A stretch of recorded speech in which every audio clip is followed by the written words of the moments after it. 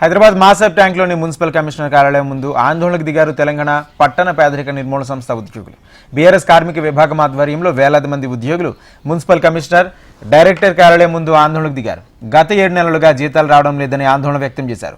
ప్రభుత్వానికి అవసరమైన అన్ని రకాల సర్వేలు నిర్వహించి సమగ్రమైన పూర్తి సమాచారాన్ని అందిస్తున్నామన్నారు. అయితే తమ శ్రమకు సరైన గుర్తింపు లేకుండా పోయిందన్నారు.